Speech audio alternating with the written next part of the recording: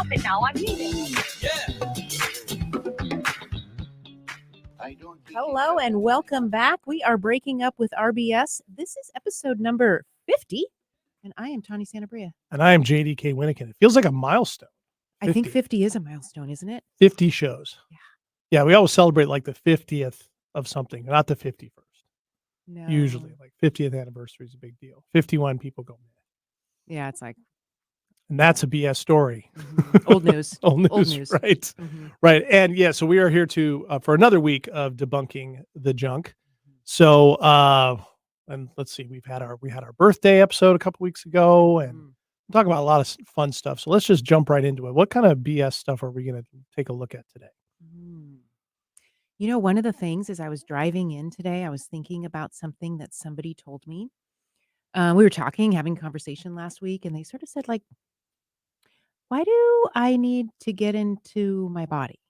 Right? Like, I've learned over my life how to control my body, control level of pain in my body, to control sort of that mind over matter thing. Oh, yeah. And that being the thing that is about resiliency.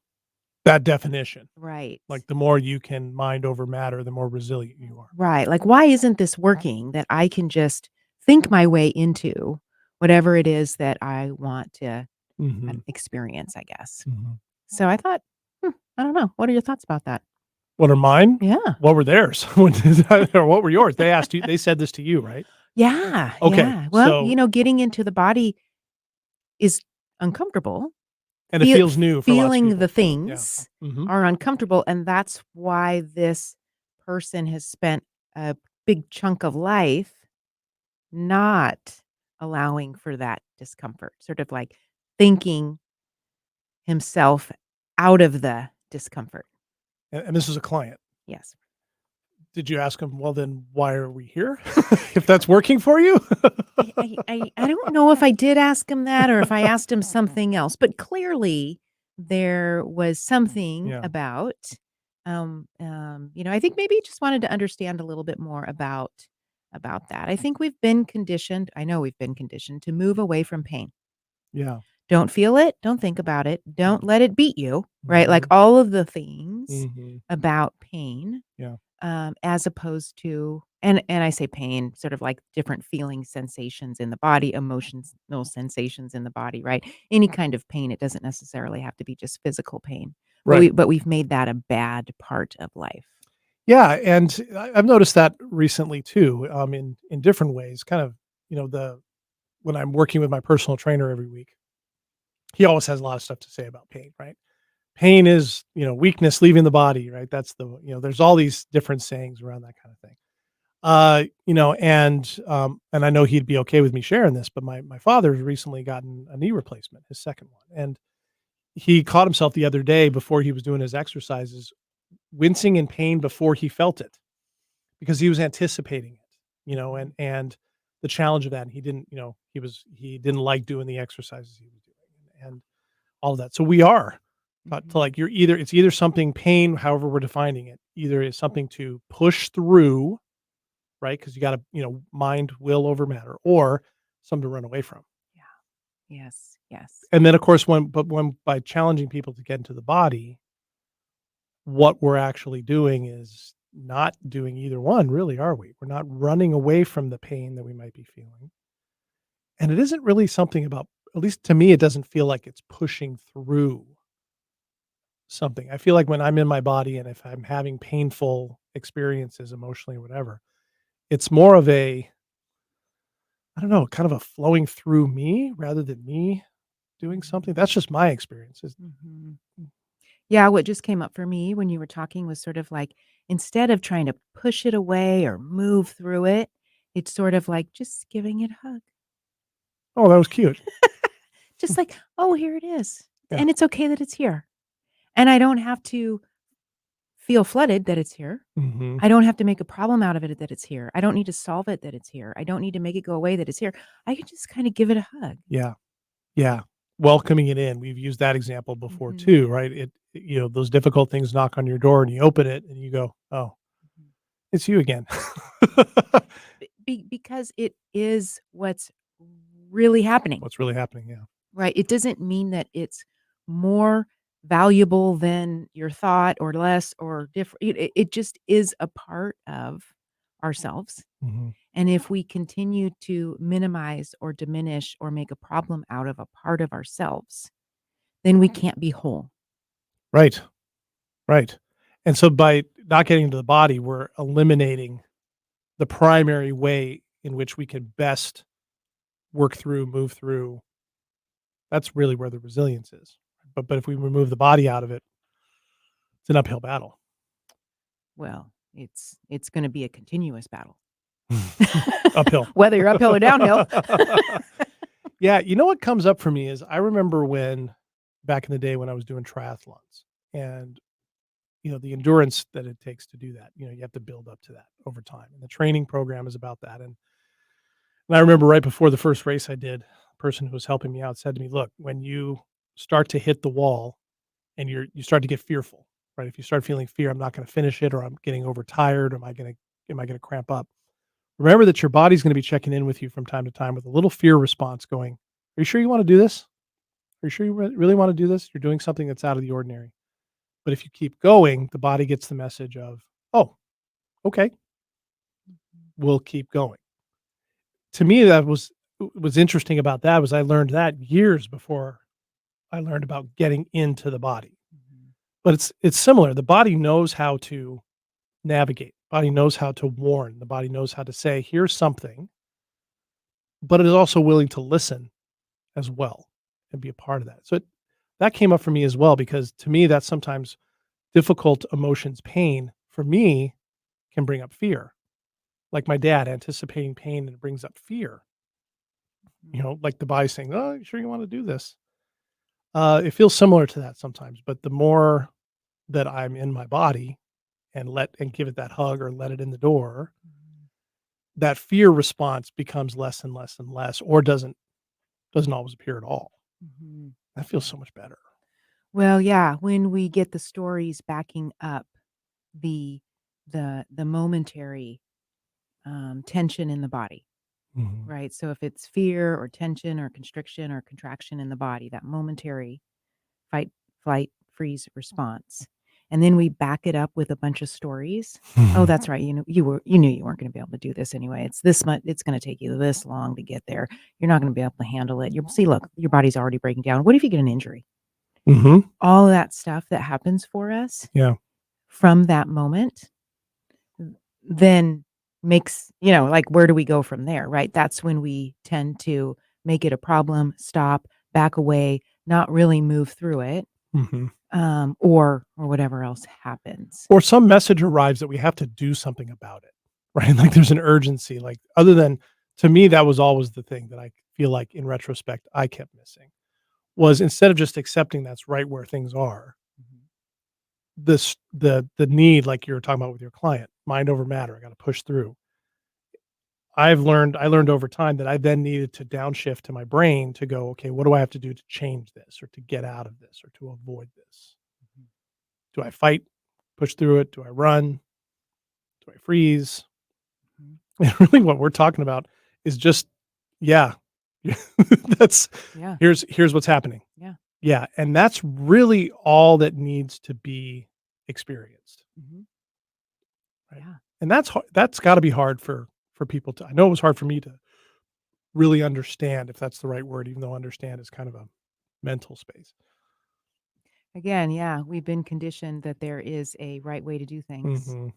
and a problematic way to do things. I don't wanna say wrong, but a problematic. So if we're going to accept, and be okay with a particular thing, well, that's gonna create a particular problem for us. Mhm. That's the story Yep. that we've been told. So if we have pain, if we've got some emotion that, um, isn't going to be or may not be validated by people that are important to us, right? Then that means we need to push that down, not feel it, not experience it, not express it, and do the whole mind over matter thing because we don't have anywhere to put it Mhm. onto somebody else. So Mhm. what I'm trying to help folks realize is that their body's able to handle that internally. Like, we are able to be our own vessel here for our own sensations, feelings, Mhm, emotions, thoughts that are happening in our body, and we can be in touch with those. We don't need to wait or long for mhm. or feel bad about that might not feel available to us in our life right now and Mhm. or at any given moment. Sure, sure. Because that's oftentimes, if we're talking relational, that's oftentimes where we're wanting some sort of curative from outside of ourselves, Yeah. somebody to respond a certain way. I was chuckling a little bit when you were talking about that because I was gonna say I resemble that remark because I've been there, Yeah. and Mhm. you've seen me there, Mhm. and it is a fundamental difference that because of the experience and almost the habit forming of having gone there for so long, it can take a while to experience it differently and then have it integrate. So like with your client, was your response to that to just say, "Well, let's get into the body anyway," rather than try and talk him like from a mind space? Certainly, and sort of the other part of it is like, okay, if we're also we need to understand that if we're also going to minimize and dismiss the feelings we don't want to feel, then the feelings we do want to feel will be difficult for us to feel. Yeah. The feelings that we really want more of because we're dismissing a part of ourselves. We Mhm. can't just do the ones we don't like. Yeah. It's going to end up then that we're not able to really access the full range.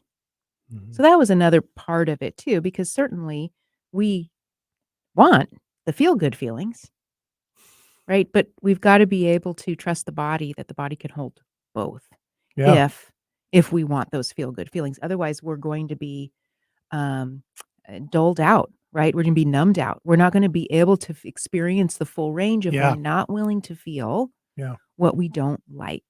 Yeah.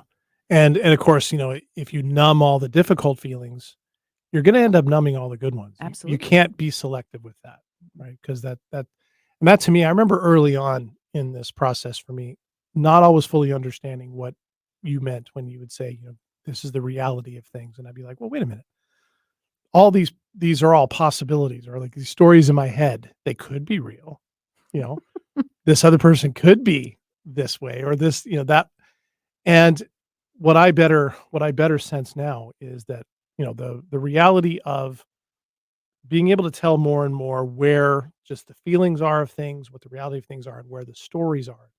That's why we spend so much time talking about the BS stories, right? We're trying to help establish the demarcation line for ourselves and for anybody who's listening between the genuine feelings, the reality of the situation now, and where those stories begin. Because the the sad part when I look back on it for me is how often I was spun out over things that simply were not happening because the stories were so out of control and subtle at the same time that I'm having emotional responses to things that aren't based in reality at all. Mhm. Yeah, if we're gonna hold all the could be's, Boy. holy smokes, like, how do we then determine what actually is if we're operating in could be land? Mhm. And that doesn't mean we don't have hopes and dreams and that we don't sort of, um, have intention in our lives, but really clearly knowing what we have control over and what we don't Yeah. is really important to be able to deal with or let go of some of the BS stories that keep us in struggling. Yeah. In a struggling space where we don't need actually to be. We're just filling our bucket. We're gonna have struggle that we don't have control over, and we're gonna feel struggle. We don't need to add to the bucket just with could be stories. Oh, man. Yeah, because then that just makes everything worse. Or you might be missing the very reality that's there, Oh, totally. Yeah. right? And you hear all the stories of people expressing regret. "Well, if I would have known then, I wasted so much time worrying about this and not Mhm. doing that." The other thing that comes to mind when you mention this too is been in my experience of, in that bucket, of feelings we're having. To get into the body, I've been I've marveled sometimes at the ability of the body to hold multiple states of feeling at the same time. Mhm. Where I've been able to feel deep sadness or deep loneliness or whatever it is, and then comfort, joy, appreciation, love at the same time. Yeah. And from a mind space, just eliminating that entirely, eliminating the body, that doesn't make any sense. Like, the we I think we get taught to, like, you gotta be one or the other. Like, if you're sad, you gotta find a way to get past sad to happy, or failing that, get numb and let it go away. Right? But holding those 2 things together, or multiple things together, and then not trying to do something with it, not making up a story, not trying to avoid it, not trying to squash it, but letting it sit.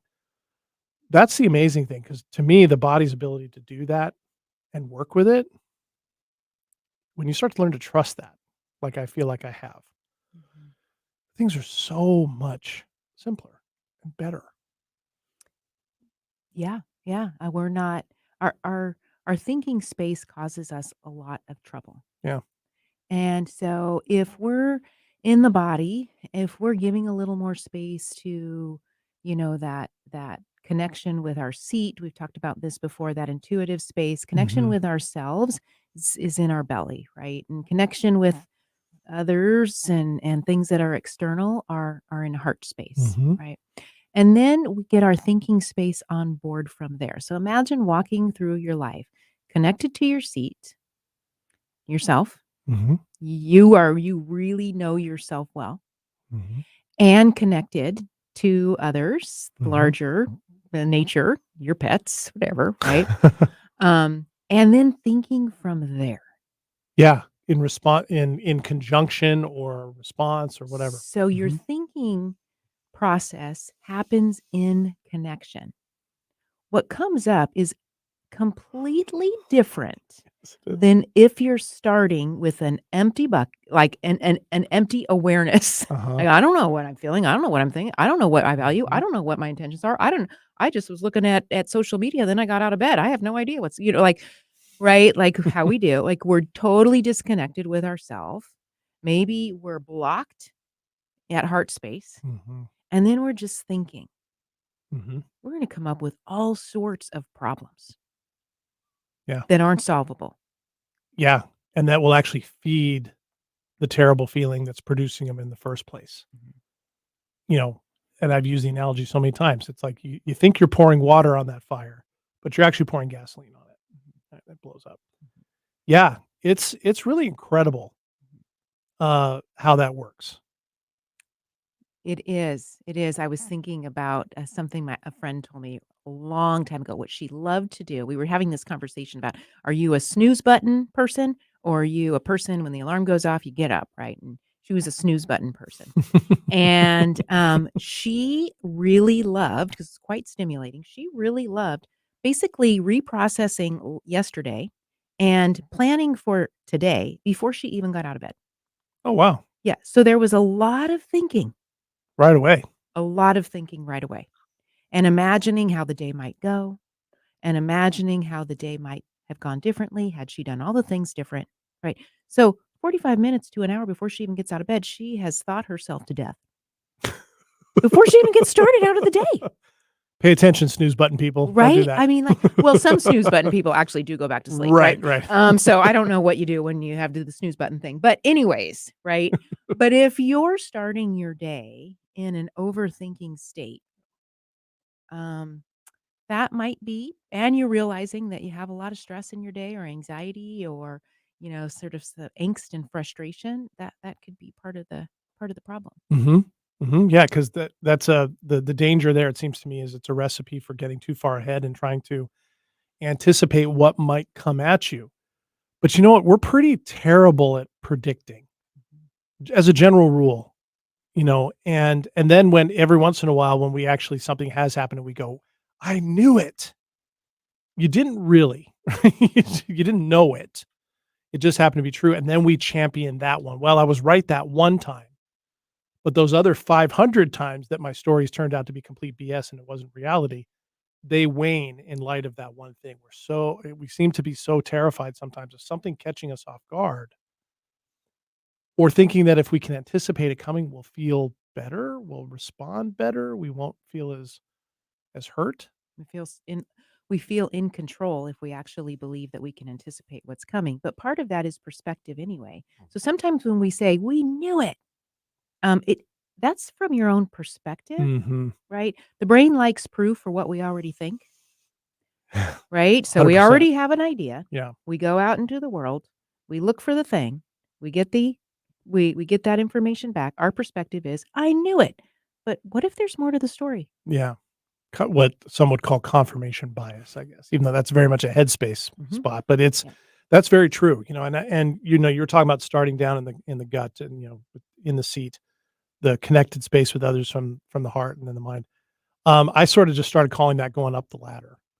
That's how I've learned to remember it because when you and I first started talking about this, wasn't even down the ladder, it was just throwing myself off the roof, right? Mhm. Just from the head on down, and I wasn't even, the whatever response I was having in my body was the result of whatever was happening in my head. I did not see any connection between the 2, and it really is true. You think fundamentally different from the up the ladder process, of knowing yourself and what comes with that. The values, being able to hold the vessel of emotions and recognize your body can expand to hold them, not just in size, but in duration, hold them for Mhm. a long time. Just different things emerge, and it's a lot more based in reality. I'm Mhm. better able to see from that space what I actually have some control over. Mhm. And what really What really matters matters. most to you, Mhm, because that's the other thing too. When we're on automatic pilot, we're not noticing what actually really matters to us. We just keep doing the thing that we think we're supposed to keep doing, and we're missing out on knowing more. mhm, And then we're wondering why we're apathetic and angry and irritated and mhm. disconnected and anxious and lonely. Right, and then when out of desperation, seemingly, we go after those things that, the mind over matter thing kicks over. I gotta push, push, push Mhm. through rather than be from a space where they simply arrive, and you just have better discernment, I think, from an integrated space. I know a lot of people think of discernment in from a mind space, and there is a version of that. But from that integrated body space, discernment's a real thing. It's Mhm. the things that don't matter sort of just float by, if you even notice them at all. That's how it's been for me. Mhm. Mhm. Yeah. And the result has been not just for me personally, but, a number of other people in my life who know me. Kind of I get the funny looks like, like when a dog sometimes hears something it doesn't understand and it tilts its head. A lot of my friends and family sometimes when I'm talking about some things, particularly from that space, are looking at me like, "Where'd that come from? Mhm. Wow, what's wrong with him?" Never a bad thing, Yeah. Just a but new thing, it's a different new thing. thing. Yeah. Yeah. Yeah. Wow. So a lot of energy coming from this client about this. Well, and I don't wanna throw this client under the bus, right? Ah, Because there's a lot of energy. I've heard this isn't the first time I've heard this, right? We've been taught to control your emotions. Get yourself in control. Don't need to cry about that, right? So, look, we have been taught this our whole life, and there's a sense of empowerment in mhm, being resilient, and we've been taught that resilient is from a headspace. I would say true resilience is not from a headspace, yeah. it's from a whole space, Oh, I like that. right? So we want to get everything on board for true resiliency. Otherwise, we're just going through the motions and dismissing and invalidating parts of ourselves. Absolutely. From a whole space, I like that. And we wanna operate from a whole space. You wanna have the whole thing to operate from, Why not? rather than just a piece that you think is the whole. Yeah. Right. You can't finish the puzzle if you don't have all the pieces. That's right. Doesn't That's work. right. I like that from a whole space. Yeah, and it's funny, we can't keep coming back to that, right? That very thing. It's like a fundamental precept of what we're talking about. So, Mhm. that's The whole thing. why we do this. Yep. Absolutely. Why we do this. Mhm. Okay, Mhm. cool. Well, all right. Yeah. Wow. Okay. So here we are. Here we are. So, if you are interested in knowing more about this, Tawny has a 6-week self-mastery course Mhm. that you can actually get them a week apart, Yep. and step by step, you get to experience this yourself, right? It's one thing for us to talk about it, and in Yes. the end, it does need to be experienced, right? We can talk all that we want, but you need to experience it for yourself. So that's a good point. Where can they sign up for that? So go to unperfectyourself.com and you can register there. And you can always send me an email from there too if you want to send me an email. Or whatever you want to do. If you want Mhm, some information or just a chat, that would be great. But yeah, you're going to learn a lot about yourself. And mhm. that's what's most important, not stories about ourselves, but Right. really understanding how our whole body system works together Yeah. and being able to practice from that place and engage in life from that place, which Mhm. I guarantee will allow for less stress. It really is and true. more joyful Yeah, experiences, yeah. and that has been my experience as well. So, Mhm. if you have missed any of this or any other episodes, you can look them up as a podcast wherever you get your podcasts. You can also watch video versions of this at our YouTube channel at Breaking Up with RBS. We also have a Facebook group you can join, Breaking Up with RBS, where you can get content in between. You can also interact with us directly and people of our community. And so, yeah, let's do this again next week. What do you think? I think that's a great idea. Okay. Then Let's we'll do be it. here. It's a date. Yeah. All right. So until next week, I am JDK Winnigan. And I am Tawny Santabria. Thanks for joining us. We'll see you next time.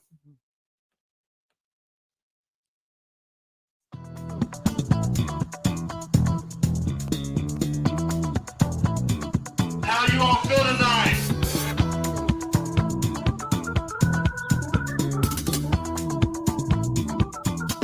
Stop. I can't take it anymore.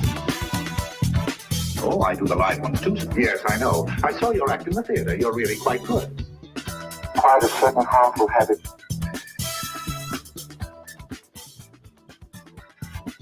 Stop it now, I'm leaving. I don't think he felt anything after the crash.